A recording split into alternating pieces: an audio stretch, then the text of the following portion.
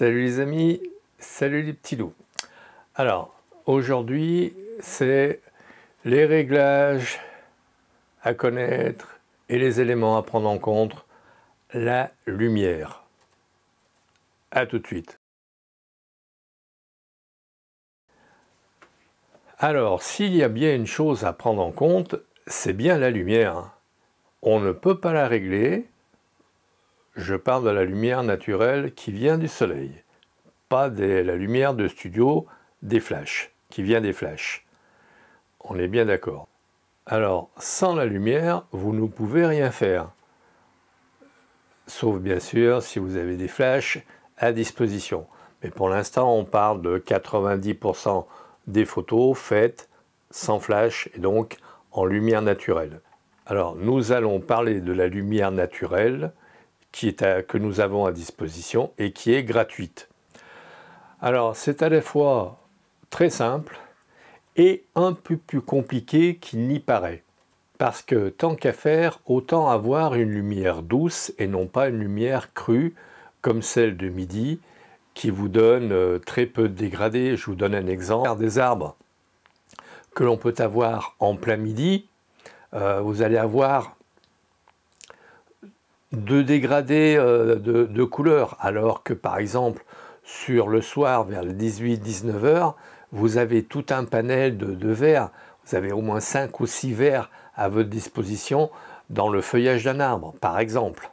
Alors pourquoi une telle différence avec une même source? Eh bien tout simplement parce que la Terre est ronde, qu'elle a une atmosphère, et quand les rayons du Soleil traversent l'atmosphère terrestre, ces rayons sont filtrés et donc polarisés et nous donnent une lumière plus douce. D'ailleurs, vous avez un accessoire, pendant que je suis à parler des accessoires, vous avez le filtre polarisant qui non seulement vous permet de gagner de stop, réduire les vitesses ou réduire les diaphragmes sans trop bouger la profondeur de champ, et vous avez aussi les filtres gris, ND, et j'ai vu apparaître d'ailleurs très récemment des filtres ND gradués, enfin avec des gradations différentes, avec, en faisant bouger comme les filtres polarisants, on arrive à avoir un gris plus ou moins foncé.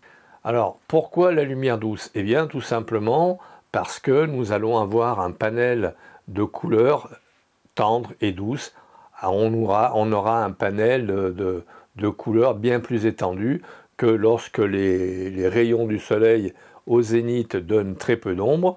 Et là, nous aurons un minimum de dégradés de couleurs, ce qui fait que les lumières seront très crues, violentes, un peu au scalpel. Un peu au scalpel, c'est oui ou non, ce sera du blanc, mais on n'aura pas un blanc crème par exemple, un blanc cassé, on aura du blanc au point à la ligne.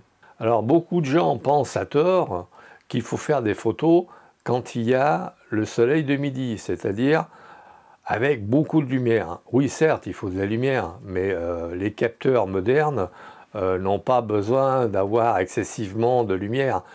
Une lumière qu'on peut avoir un jour pluvieux ou un jour de ciel couvert, c'est parfait au niveau du panel de couleurs, c'est exactement ce qu'il nous faut, et non pas un soleil de plomb qui vous casse les couleurs et qui vous donne des photos un peu manichéennes, c'est ou blanc ou noir, vous voyez ce que je veux dire? Il n'y a pas de dégradé. Regardez bien, par exemple, le mur d'en face de chez vous, par exemple, si vous habitez en ville, regardez le mur qui est en face de chez vous quand il pleut. Vous verrez qu'il y a 2-3 couleurs dans votre mur. Et quand vous le regarderez en plein soleil, vous verrez qu'il n'y en a plus qu'une seule. Alors, d'aucuns nous diront que 2 heures avant midi, la lumière est idéale. C'est vrai, c'est vrai. 2 heures avant midi, la lumière est bien filtrée, elle n'est pas dure, elle est plutôt douce, et c'est le moment de faire nos photos. D'ailleurs, à un moment donné, il y a des smartphones qui vous indiquent les heures dorées. Donc c'est là où on a des couchers de soleil magnifiques et on a des couleurs vraiment exceptionnelles. Donc le polarisant vous permet effectivement d'atténuer de 2 diaphragmes minimum la quantité de lumière qui rentre dans votre boîte, c'est-à-dire votre appareil photo numérique, et les filtres ND, donc les filtres gris neutres, qui vous permettent aussi de filtrer selon leur gradation. Et je vous disais que j'ai vu apparaître des filtres gris qui sont progressifs, avec des intensités différentes. Certes, ils sont un peu plus chers que les filtres traditionnels, mais ils sont bien plus pratiques. Pendant que j'y suis, le polarisant vous permet aussi d'enlever l'effet miroir. C'est intéressant, ça peut être utile dans bien des occasions. Par exemple, vous voulez photographier des poissons qui sont dans l'eau, un filtre polarisant vous permettra d'enlever leur reflet et de voir les poissons qui sont sous la surface de l'eau. Vous enlevez le polarisant, vous ne voyez plus rien.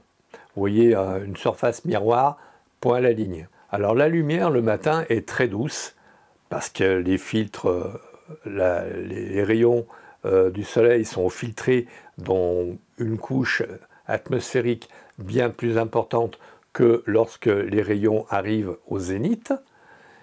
Et par exemple, avec un filtre gris poussé au maximum, avec 100 ISO par exemple, ou 200 ISO, ça vous permet de faire des photos avec en mettant soit en pause, soit en mode programme, en programmant un diaphragme très fermé. Ça vous permettra d'avoir une mer laiteuse, par exemple, vous savez là. Je ne me ferai pas plus long parce que j'allais dire la maîtrise de la lumière est un travail de longue haleine et vous devez vous faire vos griffes. Sur ce les amis, je vais vous laisser, je vous dis à très vite, merci de votre écoute et si vous avez aimé, vous likez, vous partagez comme d'habitude, vous vous abonnez et vous faites abonner et puis à très vite.